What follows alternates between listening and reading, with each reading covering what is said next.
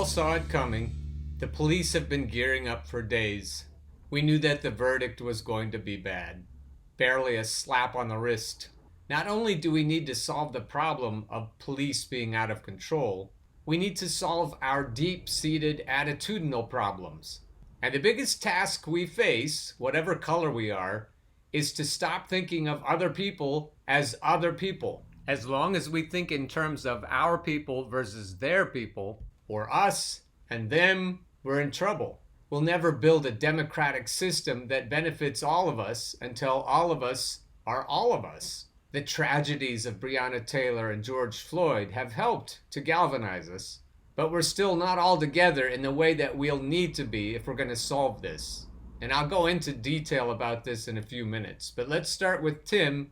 Tim Black has his thoughts on this, and one point in particular that he makes in this video I want to elaborate on. So here's Tim. Because that's what always happens. But at the end of the day, the real reason we won't get reform even after the death, the murder, the killing of Breonna Taylor is because some of us don't see Breonna Taylor in ourselves. Some of us don't think that what happened to Breonna Taylor can happen to us, or our daughters, or our wives, or our sisters, or our mothers. They think that's something that happens to other people. And as long as we believe that, as long as the people in power, mostly white people, believe that, then there won't be any changes. So that's the first problem to solve. Breonna is our sister. Breonna is our daughter. Breonna is our fellow worker. Breonna is one of us. And we are one with her. We're all in this together. There is no other. But until we all feel this together, we're going to be stuck in the way that Tim is describing.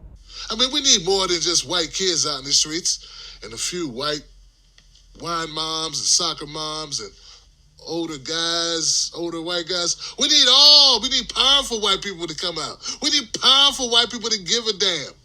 And I'm not just talking about actors or actresses or singers or entertainers. I'm talking about lawmakers. I'm talking about corporations. Not just to get a bump in the sales by being a part of a trend. What's popular with the kids now. No, I mean to actually give a shit. That's the only way this is ever going to change. Only way that you change the Louisville Police Department, like so many other departments, law enforcement, is to actually change them by firing their asses.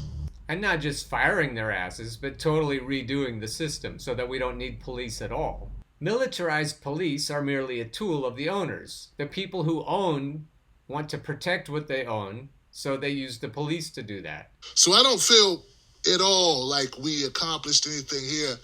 And right now we got right-wing militia. Someone said, Tim, call them terrorists in the streets of Louisville because they're waiting for some property to be damaged. I wish they cared as much about people being damaged. Maybe then they'd be there because of Breonna Taylor. Maybe they would care. And I've talked about this already. I think that's a real possibility going forward. A lot of people on the left have written off the militia kinds of people. I've told you that growing up, I grew up more on their team than any kind of an urban team, any kind of an inner city team. But Ammon Bundy said recently that the police are the enemy of all of us. If the militia figure that out and they stop trying to defend property and they start trying to defend people, then we've got a chance. That kind of racism isn't in your DNA. We're not genetically predisposed to be racist. So if something clicks in the minds of the militia people and they realize that we're all together in this, things could really change in a hurry because they're armed. And I've said we'll probably need to be armed to do what needs to be done to fix this. So, Breonna Taylor, we waited 6 months for this to be the verdict, for them to indict only one, for Daniel Cameron, the Attorney General, who's handpicked by Donald Trump, who's a black man, who is on the short list for possible vacancies in the Supreme Court Justice. I shit you not. I'm not joking. That's how conservative he is. That's how corny he is. That's how much up Trump's ass he is. Breonna Taylor will not see justice, not in this life. Maybe in the afterlife she'll see it. We here got to keep fighting because that's all we can do. We can't, either that or we give up, either that or we just give in. No, we're not going to do that. It's disgusting. It's despicable. It's disheartening. It's enough to make you shove your head under the pillow. No, we can't do that. We knew it was going to be an uphill battle getting a conviction in Louisville, Kentucky, considering the culture of Louisville, considering the laws in Louisville, the Castle Doctrine, the stand your ground, on steroids Castle Doctrine, and cops, and then the qualified immunity. And yeah, of course, the Breonna's law seeks to, and it does, eradicate no-knock warrants. It's a little too late for that for Breonna Taylor. Maybe it'll help some others, but the bottom line is this. We have a culture of violence. We have a culture in law enforcement that has total disregard for black people and for poor people and indigenous people in this country. That's how it is. And if we don't change that, then we're going to keep seeing these murders of civilians by state actors and police officers. That's the point I want to address. Black people, poor people, indigenous people, all people of color. Historically, any leftist movement has included all the workers, and particularly the workers on the bottom half of the socioeconomic ladder. Tim says we need more than just white kids, white moms, older white guys. We need a coalition of leftists. We need a coalition of educated people and uneducated people, but mostly we need workers.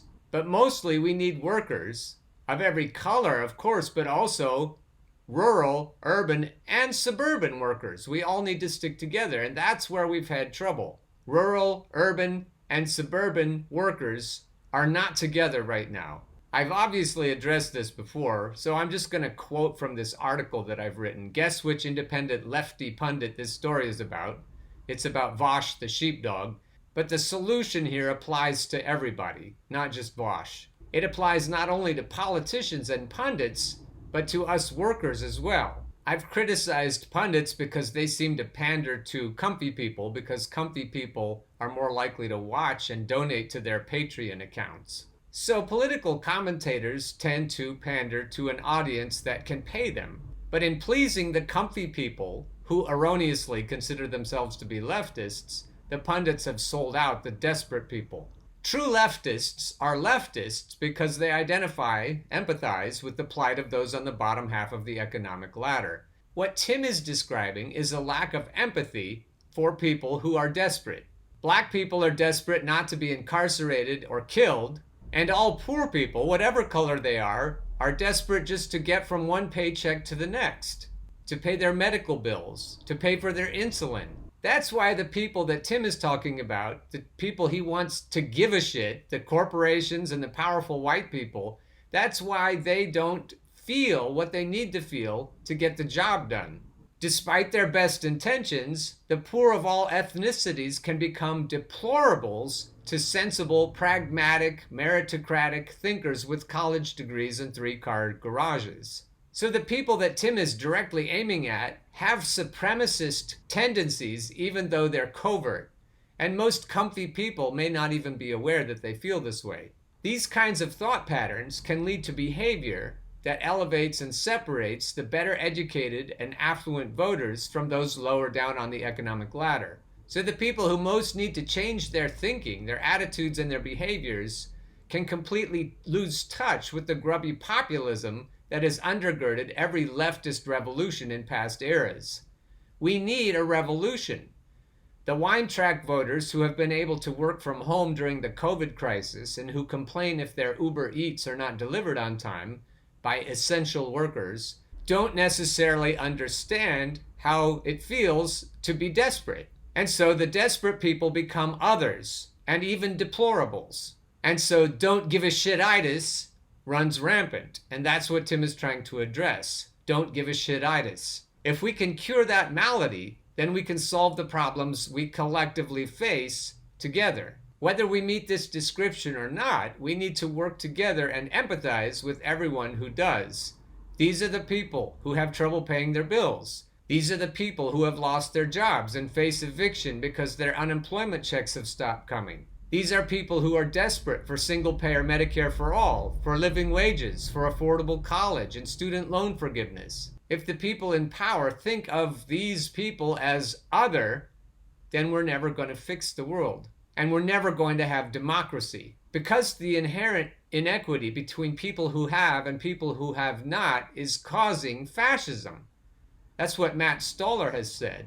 Monopolies and monopolists cause fascism. Economic inequality causes fascism. The reason Donald Trump is so easily able to pull the fascistic levers is because those levers have been there for him for 40 years. If he were not pulling them, they would still be available to whoever was in power right now, whoever was sitting in the Oval Office, and everyone around him or her would have the same capability. We've lived in a fascistic police state for quite a while now. Half-assed solutions aren't going to cut it.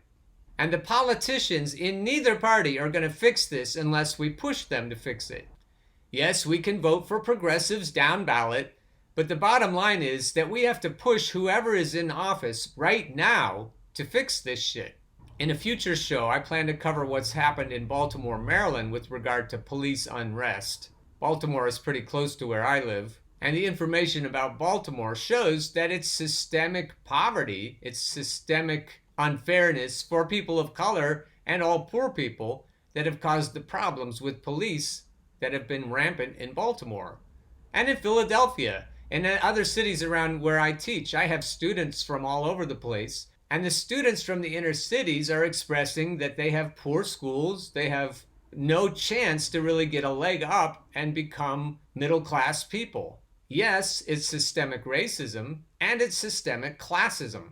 And Tim is right that it isn't just people of color, and Martin Luther King was right, and Malcolm X was right, and poor people's marches are why they were killed. If we figure this out and we get together, then we're going to stomp all over the plutocrats. So anybody who's delivering the message of unity between poor people, not unity between factions in the Democratic Party, unity among poor working class people, urban people, suburban people, rural people, all people who are workers, who are at the bottom of the economic ladder, we need to stick together. And I say we, even though I'm not at the bottom of the economic ladder, because I have been pushed economically. I've been pushed really hard, and I can share that story with you on another day. A couple days ago, we said that 90% of us have been pushed to lower levels of economic stability by the plutocrats, by the 1% and the 0.1%. So we are all in this together, at least 90% of us. And if we ever figure that out, and if we ever start to think that way, that 90% of us are all in this together against the plutocrats, then they better watch out. In the meantime, showing solidarity for each other, for our sister Breonna, for our brother George, we need all of us to think that way, that we're all in this together as a family. And if we think of each other as family members, the way good unions always do, then we have a chance. And if it all works out someday for us and for our children and grandchildren, then we may not need to watch on the news all of the unrest. Maybe we won't even turn on the news. I'd be all about that.